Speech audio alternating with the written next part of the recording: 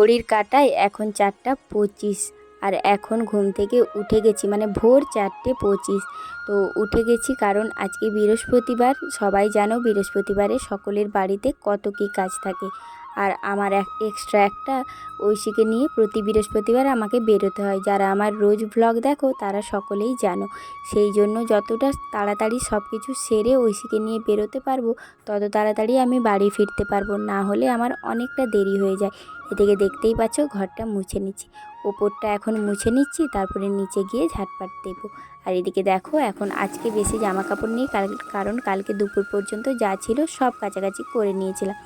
এদিকে দেখো জামা কাপড় যেগুলো আছে সেগুলো ভিজিয়ে রেখে দিচ্ছি, তারপর অন্য কাজ করব। আর কি বলো তো, ঐশী আজকে এখন দেখছি ছটফট করছে, সেই জন্য ভাবলাম আস্তে আস্তে উঠে চলে আসি।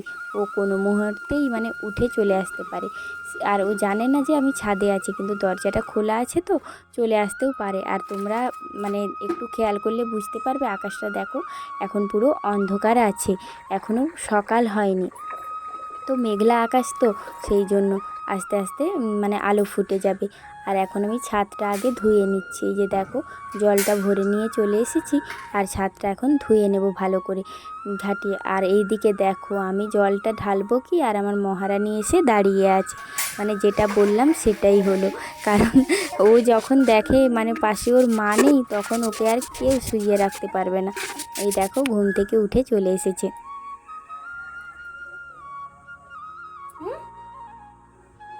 ঘুমাবে না?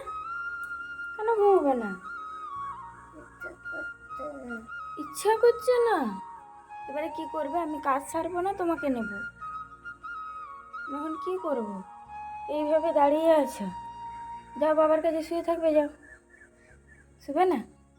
আর তুমি কি করে জানলে আমি ছাদে আছি? মায়ের গন্ধ পেয়েছ? মায়ের গায়ের গন্ধ পেয়েছ? ওলে বাবা, শোনালে তুমি এখানে দাঁড়াও, আমি তাহলে করে নিই, আর মশা যেন না কামড়ায়। ঠিক আছে আমার good girl, I love you, good morning. ওরে হ্যাঁ ঘুমানো হয়ে গেছে, যেন না মশা কামড়ায়। ঠিক আছে আমি করে নিই কাজগুলো। ঠিক আছে শোনো মা, ঘুমাতে ঘুমাতে একটা মশা কামড়িয়েছে।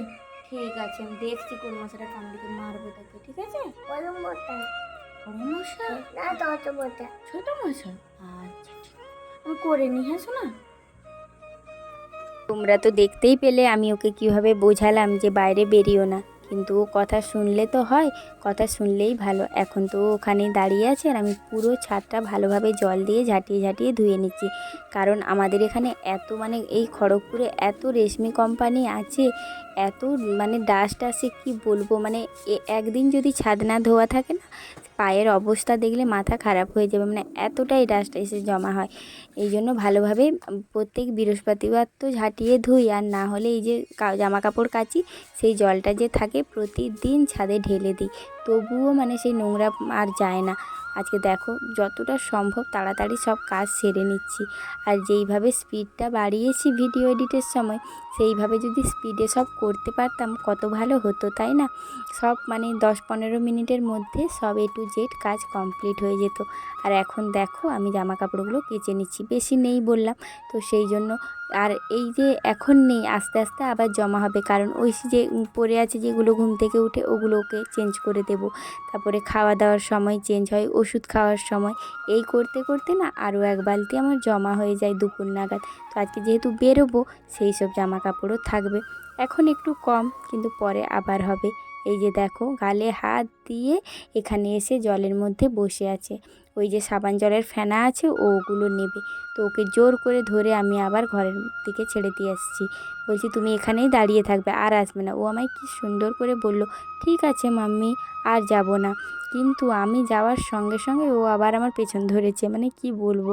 আর সকাল সকাল ওকে আমার বকার একটুও ইচ্ছে করছে না, সেই জন্য যা করছে করছে। এই দেখো শুধু সাবান ফেনা আনতে যাচ্ছে আর আমি ওকে তাড়াচ্ছি, আবার চলে এসেছে, মানে কি বলবো, আমার কাজের এন্টারটেনমেন্ট করে দেয় ও। তো দেখো সাবান ফেনা ঘাটছে, আবার ছুটে এসেছি, ওকে ধরেছি, হাতটা মুছে দিলাম।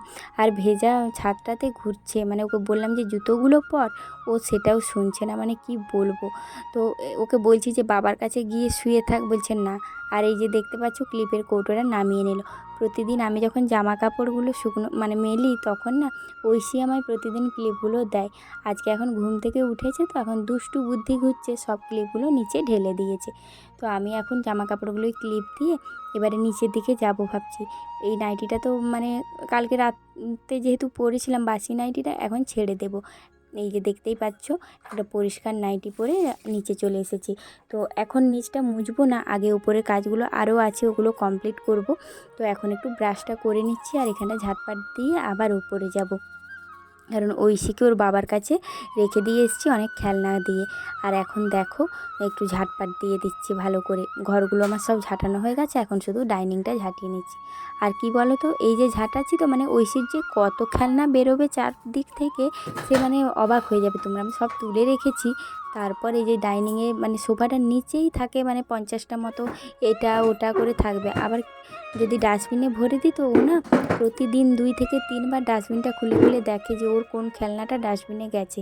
ওগুলো আবার বের করে নিয়ে চলে আসে, মানে হাসিও পায় আবার রাগও লাগে, জানো তো। এই যে দেখো কত ধুলো বেরিয়েছে সব, মানে কি বলবো, ঐশীর কাণ্ড এইসব। এই আলু নিয়ে ফেলছে, পেঁয়াজ নিয়ে ফেলছে, এই সব করে। আর এখন দেখো সোফাটা একটু ঝেড়ে করে কাভারটা ভালোভাবে দিয়ে দিচ্ছি। ওটা এই আমি যতক্ষণ দিয়ে গেলাম বাস ওইটুকুই। ঐশী এলে এর আর অস্তিত্ব থাকে না।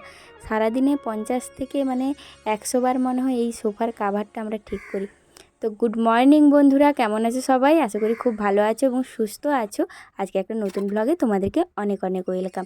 দেখতেই পাচ্ছ ভোরের আকাশটা কত সুন্দর লাগছে, তাই তোমাদেরকে গুড মর্নিংটা জানিয়ে দিলাম। ততক্ষণ তো অন্ধকার ছিল, কিভাবে গুড মর্নিং বলি বলো।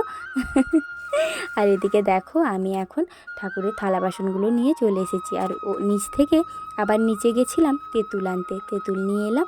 এখন সব বাসনগুলো ভালোভাবে ঘষে মেজে ধুয়ে নেব। প্রতিদিনই ধোয়া হয়, কিন্তু বৃহস্পতিবারে এই যে তেঁতুল দিয়ে ধোয়া হয় না, তারপরে বাসনগুলো এতটা পরিমাণ চকচক করে, মানে সে পুজো করার অন্যরকম একটা আনন্দ হয়ে যায়। মানে বৃহস্পতিবারে সত্যি বাসনগুলো মানে এত চকচক করে, কি বলবো। যারা এইভাবে মাজো তারাই বুঝতে পারবে। না হলে কি বলো তো, প্রতিদিন না এই সাবান দিয়ে মাজতে মাজতে কালারটা মানে অন্যরকম একটা হয়ে যায়। এই যে চকচকে ভাবটা আর থাকে না। আর কিছুদিন হয়েছিল প্রতিদিনই তেঁতুল দিয়ে মাজতাম, আর বাসনগুলো এত চকচক করতো কি বলবো। কিন্তু এত তেঁতুল পাবো কোথায়, মানে বাজারে কিনতে গেলেও তেঁতুল পাওয়া যাচ্ছিল না।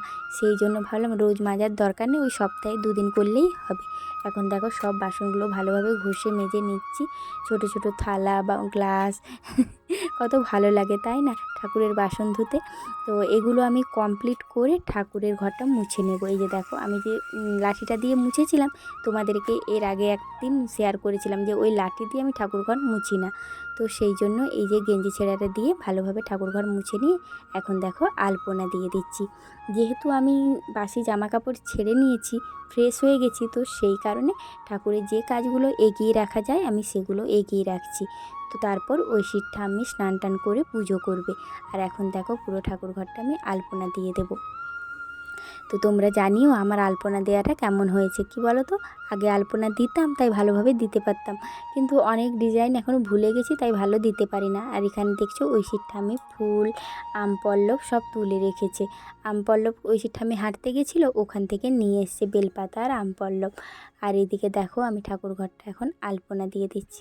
এখানে মা লক্ষ্মীর পাঁচ করছি, দেখো কেমন হয়েছে। আগে না কত সুন্দর সুন্দর করতাম, প্রতি বৃহস্পতিবারেই আলপনা দিতাম বিয়ের আগেও। আর দেখো আমার আলপনা দেওয়া হয়ে গেছে। আমার তো খুব সুন্দর লাগছে, তোমাদের কেমন লাগছে তোমরা কিন্তু কমেন্ট করে জানিও। আর এদিকে দেখো সব কাজ কমপ্লিট করে 6:45 বাজে। আর নিচে চলে এসেছি প্রতিদিনের মতো রান্না করতে। ঐশীর বাবা অফিস যাবে, তো সকাল সকাল রান্নাটা করে নিচ্ছি। আজকে সেরকম কিছু করিনি, উচ্ছে ভাজা আর এই যে দেখো ঝিঙে আলু আর বেসনের বড়া করে ঝোল করেছি পাতলা করে। তো এক আধ দিন এরকমও খেতে ভালো লাগে তাই না। প্রতি সপ্তাহে বৃহস্পতিবারে কি আলু পোস্ত ডালটা ইচ্ছে করে না, তাই ভাবলাম আজকে একটু অন্যরকম রান্না করি। আর এদিকে দেখো উচ্ছে ভাজা করেছি, আর একটু চিড়ের পোলাও করে দিচ্ছি, টিফিন নিয়ে যাবে।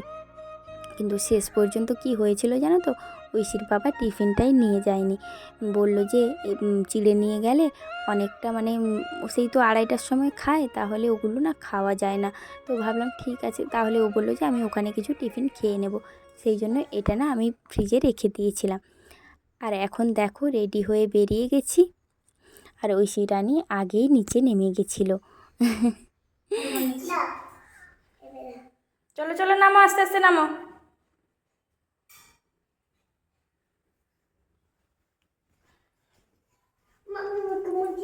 আচ্ছা ঠিক আছে চলো। আজকে আমরা অটো করে যাচ্ছি, মানে অটোতে যে মেদিনীপুর পৌঁছে গেলাম, কিন্তু একটাও বাস পাইনি। আর এইদিকে দেখো ঐশী কেমন কান্না শুরু করেছে, কারণ ও ঘুমোচ্ছিল, ঘুম থেকে উঠে যখন এই জায়গাটা দেখে নিয়েছে তখনই ও কান্না শুরু করে দিয়েছে। তখন ওকে ইঞ্জেকশন দেওয়া হয়নি, মানে এত কষ্ট লাগছিল কি বলবো। ভাবছি কবে যে এই দিনগুলো আমার জীবন থেকে যাবে, কিন্তু জানি না ভগবান আদৌ মুখ তুলে চাইবেন কি চাইবেন না, সেটা ভগবানই জানেন। মানে এই কষ্ট আর দেখা যাচ্ছে না, মানে কাউকে বলে বোঝানোরও নয়, আমার কষ্ট আমাকেই সহ্য করতে হবে, এই হচ্ছে আমার দিন। মানে মেয়েটার কষ্ট আর চোখে দেখা যাচ্ছে না। এইদিকে দেখো আমাদের সব কাজ টাজ কমপ্লিট হওয়ার পরে আমরা বাসে উঠে গেছি। এখন আমরা মানে খড়গপুর যাওয়ার জন্য বাসে উঠে আছি, আর ঐশী বায়না ধরেছে আমাকে কিছু কিনে দিতে হবে। আর এখন দেখো বাস থেকে নেমে এখানে দেখলাম একটা ফুচকার দোকান বসেছে খড়গপুর কলেজের সামনে। তো ঐশী বললো আমি ফুচকা খাবো। তো আমি কি করলাম, আমি বললাম ঠিক আছে। তারপরে ঐশীর ঠাম্মিকে ফোন করলাম ফুচকা নিয়ে যাব, বললো ঐশীকে নিয়ে কি করে নিয়ে আসবে। আমি বলছি ঠিক আছে আমি নিয়ে চলে যাব, আজকে যেহেতু বৃহস্পতিবার। দোকানে বললাম পেঁয়াজ দিতে না। তারপরে এই যে দেখো আমার মহারানী কেমন ফুচকা খাচ্ছে গপ গপ করে, ওর ঠাম্মি একটা করে ওকে ভেঙে দিচ্ছে, আর ও টক জলে ডুবিয়ে ডুবিয়ে খেয়ে নিচ্ছে, আর বাটিতে যে টক জল থাকছে সেটাকেও খেয়ে নিচ্ছে। মানে কি বলবো, মেয়েটা এতটাই মানে ফুচকা খেতে ভালোবাসে।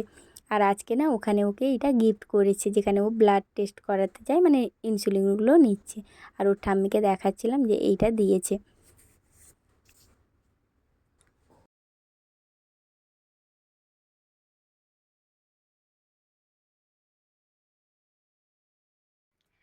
ঐশীর আজকে ব্লাড টেস্ট করালাম, আর 6 নাম্বার ওর ইঞ্জেকশনও হলো। তো তোমাদেরকে রিপোর্টটা জানাবো। এখন তো আর রিপোর্টটা আসবে না, রিপোর্ট আসতে আসতে সেই 8টা 8:30 বেজে যাবে। তো এর পরের দিনের ভ্লগে তোমাদেরকে জানাবো যে ঐশীর রিপোর্টে কি আছে। একটাই কথা, মানে ঠাকুরকে শুধু প্রে করছি যেন সব ঠিকঠাক থাকে, না হলে পাগল হয়ে যাব সত্যি কথা। তো আজকে আর ভিডিওটা বাড়াচ্ছি না, যতটাই হয়ে থাক জানি না। চলো, যদি ভালো লাগে একটা লাইক করে দিও, কমেন্ট করো, আর যারা নতুন দেখছো প্লিজ ঐশীর জন্য অন্তত সাবস্ক্রাইব করে পাশে থেকো। চলো আজকের মতো টাটা।